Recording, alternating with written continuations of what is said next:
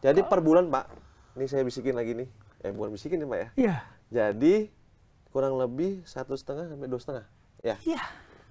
Kos-kosan aja udah segitu Itu. tuh. Saya tanya Pak sama teman kamar. saya yang ngekos di Blok M.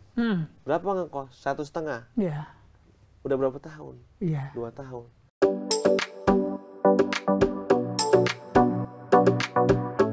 Assalamualaikum warahmatullahi wabarakatuh. Salam sejahtera untuk kita sekalian. Om Swastiastu, Namo Buddhaya, salam kebajikan. Bertemu lagi dengan saya, Domo Ambarita, Wakil Direktur Pemberitaan Tribun Network dan pemimpin redaksi Warta Kota Network. Tribuners dan Sobat Warta Kota, sore ini kita akan bincang-bincang di luar politik, oke? Kita lewatkan dulu politik karena 4 bulan ini kita dominasi politik. Sekarang kita masuk ke dunia real. Ini yang dibutuhkan anak muda. Nanti kita akan berbicara tentang perumahan, hunian dan segala macam. Kami sudah kedatangan tamu yang luar biasa, istimewa menurut saya, usia muda, energik, prestasi, jabatan oke. Beliau adalah Bapak Andira Reo Putra. Ini gelarnya banyak betul kalau saya baca. Insinyur ya kan. Lalu ada lagi sarjana teknik. Nanti beliau bisa menjelaskan apa bedanya insinyur dengan sarjana teknik. Karena insinyur dulu, tapi rupanya beliau ikut di profesi insinyur ya. Ada lagi diploma, ada lagi MA, URP dan IPU. Nanti beliau akan menjelaskan. Beliau adalah Direktur Utama Perumda atau Perusahaan Umum Daerah Pembangunan Saranajaya atau Perumda Saranajaya. Bukan hanya itu, dan ini menarik. Beliau sebelumnya Direktur Keuangan di perusahaan sejenis PT Jatim Graha Utama Perseroda di Surabaya. Dan banyak lagi jabatan sebelumnya. Saya mau mengatakan beliau ini adalah pemain asing yang ditransfer ke Jakarta. Pemain Persebaya yang ditransfer ke Persija. Assalamualaikum Pak Reo. Waalaikumsalam. Apa kabar Pak? Alhamdulillah baik. Alhamdulillah sehat. Ini senang bertemu anak muda ini. Pak Reo umur 38 tahun. Sudah jadi direktur utama, luar biasa. Apa rahasianya tuh? Rahasianya bergaul Pak. Bergaul ya? Bergaul ya? Bergaul. Poinnya itu.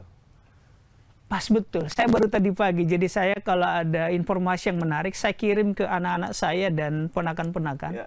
Kemarin beredar konten dari Tanto Yahya, artis senior, anggota DPR pernah, mantan duta besar di Selandia Baru. Ya. Menurut beliau untuk sukses ada 2. 1, Anda pintar, kedua, jejaring bergaul. Betul. Cocok. Bergaul kayak apa maksudnya Pak Reo? Ya, saya kebetulan dari semenjak mahasiswa itu sudah aktif Pak. Apa? Di organisasi. Organisasi apa? Baik di intra maupun ekstra Pak. HMI, PMI? HMI saya.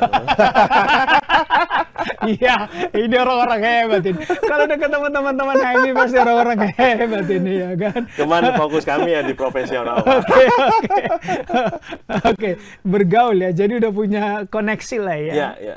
Tapi tentu selain bergaul kan punya kompetensi juga kan. Betul. Apa yang Pak Reo lakukan untuk membangun kompetensi dan kapasitas pribadi? Ya, saya ini suka bergaul dan suka belajar Pak. Jadi ketika saya pilih fokus pada bidang, maka kompetensi skill saya harus saya tingkatkan. Di bidang itu setidaknya. Oke. Karena saya sarjana teknik, maka saya harus bergerut di dunia keteknikan. Maka saya aktif di Persatuan Insinyur Indonesia. Oke, Persatuan Insinyur dari Ketua Forum Anggota Muda Insinyur di Jawa Timur, saya ketuanya, Ketua Wilayah Jawa Timur. Sampai sekarang hari ini saya menjadi Wasekjen PII, Pak. Wakil Sekretaris Jenderal Persatuan Insinyur Indonesia. Pusat. Luar biasa. Apalagi organisasi yang Pak Reo ikuti saat ini? Kemudian di situ saya bergaul dengan teman-teman HIPMI, Pak. Himpunan Pengusaha Muda Indonesia. Saya jadi salah satu ketua bidangnya di Jawa Timur. PII, HIPMI terus? Terakhir Kadin, Pak. Sama Kadin. Kadin, Kamar Dagang dan Industri. Betul. Real Estate Indonesia. Betul. Oh, 4 organisasi.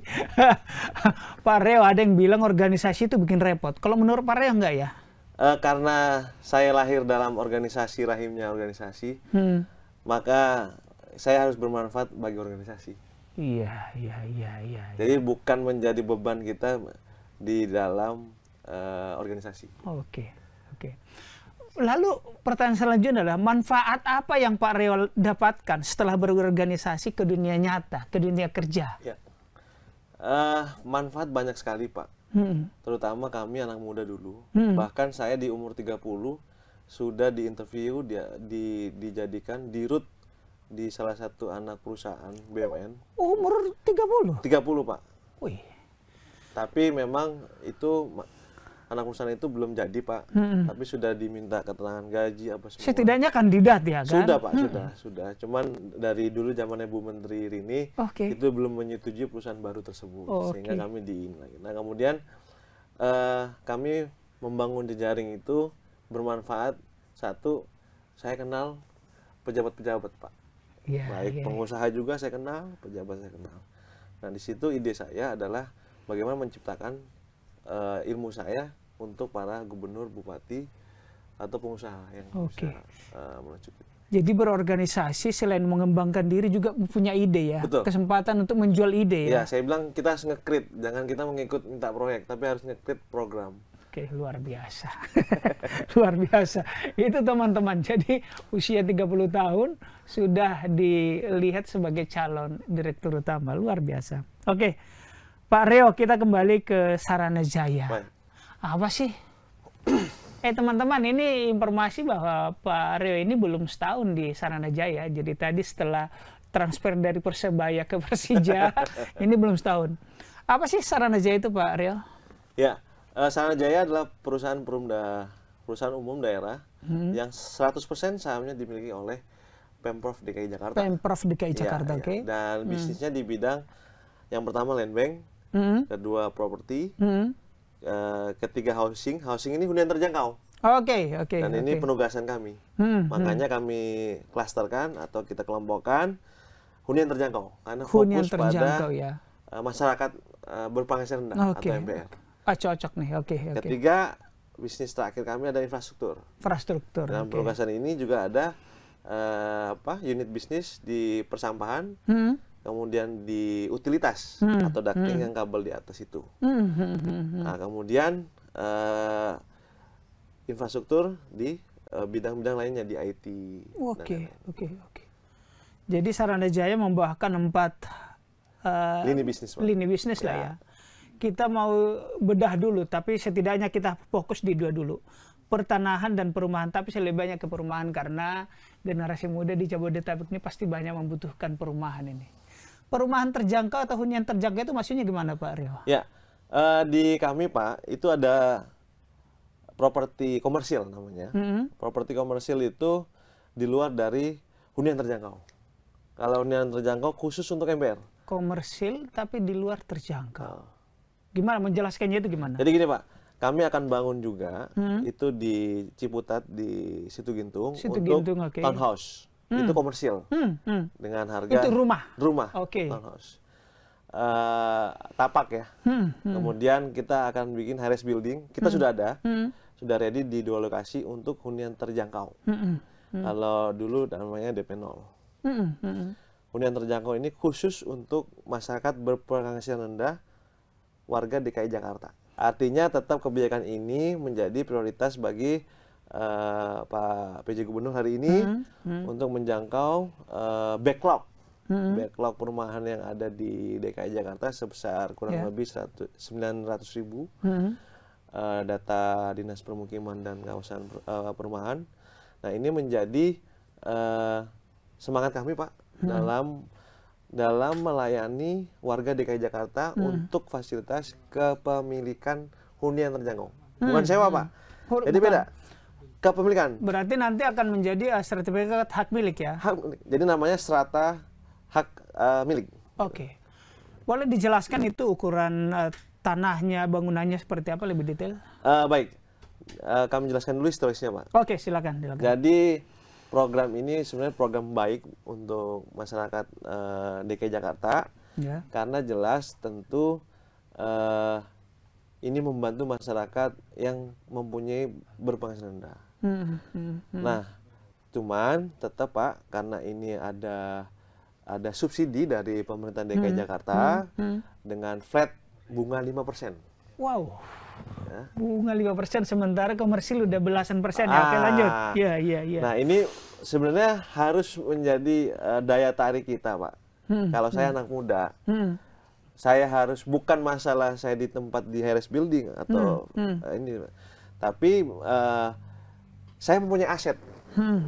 Saya masih keluarga, suami istri masih berdua. Baru nikah umur 25, 28, 30 dan masih berdua atau punya anak satu. Dan menurut saya waktu ini program di Jakarta ini sangat bagus gitu. Dan ini mengatasi backlog kebutuhan perumahan tersebut. Nah, kami sudah bangun di 2 lokasi, Pak. Oke. Yang pertama di Pondok Kelapa. Pondok Kelapa. Namanya Samawa. Samawa. Building ya. Oke. Nah, itu ada 2 tower. 2 tower, 1 sudah full terisi. Berapa unit itu? 95% lah. Itu sekitar kurang lebih hampir 700 unit. Wow, satu tower 700. Itu udah terjual lah. Sudah full 95%. Tinggal 5%. Sudah, maksudnya sudah ada orang-orangnya, Pak. Oh, sudah ada orang-orangnya. Oh, oke. Sudah orang-orangnya tuh. Kemudian di tower B-nya, kita sebut B-nya itu ada sekitar 160 unit. Orang yang sudah menempati. Oke. Dan sisa masih sekitar 400-an, Pak. Oh, ini kesempatan itu. Kesempatan. Ya. Nah, kemudian masih ada di perencanaan di Pondok Kelapa itu tower C dan D. Oh, masih ada ya, ada dua tower lagi yang mau kita bangun. Ya. Cuman kapasitas sama kurang lebih 800, 700, 800. Cuman Pak, izin itu dikategorikan hunian komersil. Tapi dengan harga terjangkau. Oke, oh gitu. Itu khusus non KTP DKI. Saya ulangi lagi. Non KTP DKI. Saya ulangi lagi, untuk masalah hunian terjangkau MBR, program pemerintah DKI Jakarta, yang pertama syaratnya harus KTP DKI. Oh, harus KTP DKI, oke. Ya. Nah, itu diverifikasi, Pak. Iya. Diverifikasi, makanya ada dari Dinas Pendudukan, ada dari Bank DKI, ada dari perpajakan, Berarti kami yang dari Jawa Barat nggak bisa nih. Kalau tetap Pak, kita bisa rangkul, Pak. Kita harus tangkap pasar itu, ya kan? Makanya di tower C dan D itu kami komersialkan untuk umum. Oh ya, umum. Oke. Ada bedanya juga nih, Pak Domu. Iya. Yang pertama, kalau umum itu dapat fasilitas, Pak. Apa itu? Kolam renang, gym. Bisa nggak orang mohon maaf ya, orang yang MBR di kantornya itu menggunakan fasilitas? Bisa juga. Bisa, Pak. Oh, keren. Dan ini semuanya, Pak, bukan sewa. Hak milik, Pak. Milik ya. 1 bedroom studio. Oke. Ada 1 bedroom plus 2 bedroom plus ruang makan, ruang tamunya. Nah, ini semuanya kita siapkan, memang penugasan kepada Sanajaya, Pak. Oke. Dari pemerintah DKI Jakarta. Untuk studio itu 21 meter persegi, Pak. Ya, baik di Pondok Kelapa maupun Cilangkap. Nah, Cilangkap ini 33 meter persegi, Pak. Untuk hunian terjangkau yang khusus MBR. Jadi saya ulangi lagi, 21 itu khusus studio, 33 itu khusus 2 bedroom. Nah, ini dikhususkan untuk MBR. Nah, kemarin hari Minggu, Sabtu Minggu itu sudah volume kedua, sudah acara kedua mengenai gebyar hunian terjangkau. Jadi sudah ada beberapa, bahkan bulan November, Pak, saya bekerja sama MOU di depan Pak Kapolri untuk hunian anggota Polri dan PNS Polri, tapi khusus umum. Oke. Karena kan dia udah berpenghasilan. Nah, berpenghasilan ini saya kasih tahu lagi, Pak, syaratnya. Selain KTP DKI, penghasilannya 14 juta ke bawah. suami istri. Suami istri Ya. joint income. Ya, Oh, jadi iya. income. Oke. Jadi saya sering bilang, bahkan sekarang juga kami kerjasama dengan BUMD-BUMD. Ada 14 BUMD DKI. Dan ini kami visit-visit terus semuanya. Saya bilang ke teman-teman, jangan sampai ini tidak dinikmati juga oleh teman-teman BUMD lainnya.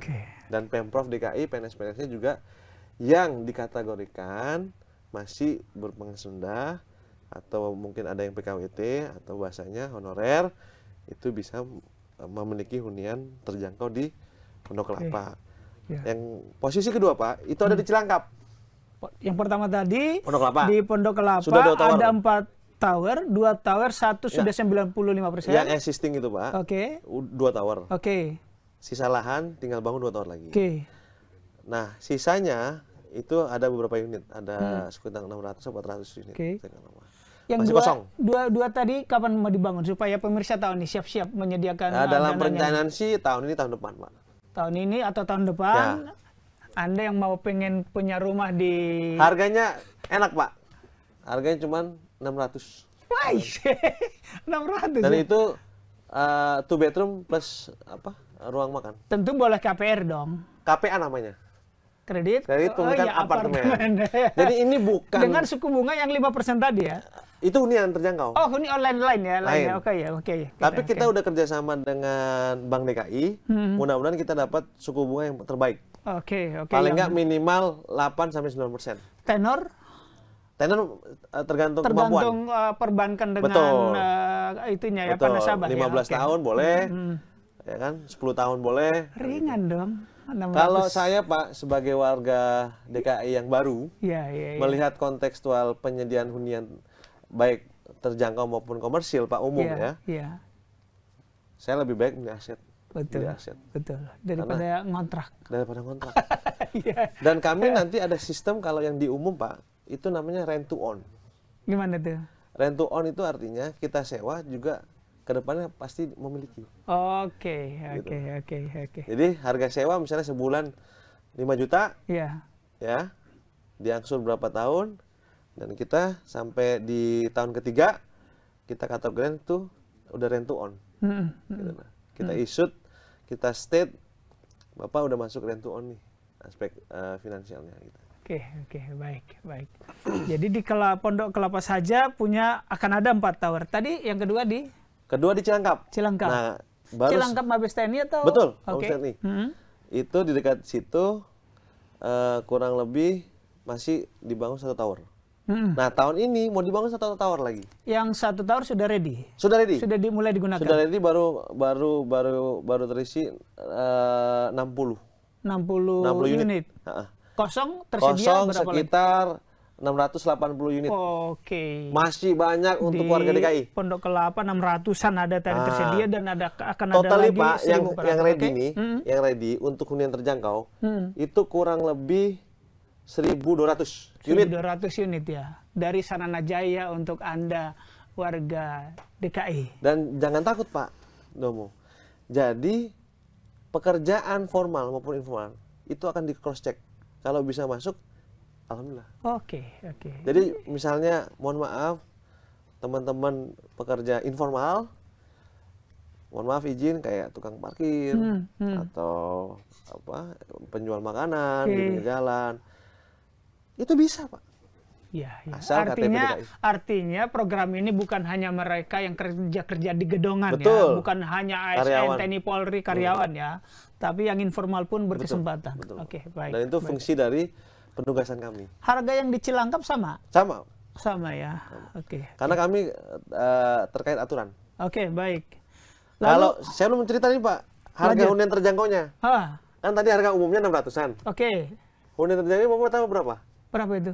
250. Kok murah banget? Gimana ceritanya itu? Karena sudah terikat dengan aturan dan ketentuan. Subsidi ya? Peraturan Menteri PUPR sama pergub kita. Tapi tipe tadi itu studio. Oh, itu yang studio tadi ya. Nah, apa bedanya syaratnya tuh untuk calon pembeli untuk bisa mendapatkan 200-an tadi dengan yang 500-an, apa syarat ketentuannya? Kalau hunian terjangkau khusus untuk masyarakat berpenghasilan rendah, syaratnya untuk warga DKI punya KTP DKI, Pak. Oke. Kedua, berpenghasilan di bawah 12 juta atau 14 juta ya. Dan ketiga, dia belum memiliki fasilitas rumah subsidi. Oh, oke. Nah, itu ada kriteria semuanya. Udah itu aja, Pak. Simple. Biasa 200. Saya pengen anak muda, Pak. 200 berapa tadi, Pak? 250 sampai 350, Pak, kalau nggak salah. 350. Ya. Jadi per bulan, Pak. Ini saya bisikin lagi nih. Bukan bisikin nih, Pak ya. Iya. Jadi kurang lebih 1,5 sampai 2,5. Ya. Iya. Kos-kosan aja udah segitu Itu. tuh. Saya tanya, ya, Pak, ya, sama teman saya ngekos di Blok M. Berapa ngekos? 1,5. Iya. Udah berapa tahun? Iya. 2 tahun. Terus hangus dong uangnya. Iya kan? Iya. Loh, terus gimana? Lu beli di Pondok Kelapa? Iya. Jadi daripada kos ya kan, 1,5 juta. Atau kontrak, Pak. Ya, atau kontrak ya kan. Lebih baik ini Betul, ada aset. betul. Iya kan. Baik. Lalu tadi kalau yang di Cigintung, Pak. Cilangkap, Pak. Cilangkap. Bukan, Oh, kan tadi Situ Gintung. itu kan sudah oke kan, ada di Situ Gintung kan. Ini Situ- apa yang apa lagi nih? Situ Gintung itu townhouse, Pak. Jadi yang khusus townhouse tadi ya. komersil perumahan, perumahan komersil itu townhouse. Itu ada sekitar kurang lebih 55 unit. 55 unit. Dan itu memakai desain milenial ya khusus karena memang townhouse itu ada 2 lantai, ada 3 lantai. Oke. Nah, kurang lebih itu minimum lahannya itu 68 meter persegi, paling kecil. Paling luas itu adalah sekitar 101 meter persegi. Kalau kita bandingin harga saya di Situ Gintung, itu masih relatif dengan komputer kami, ada BSD, ada di Ciputra juga buka, ada Sinarmas juga buka, kami relatif terjangkau. Ya.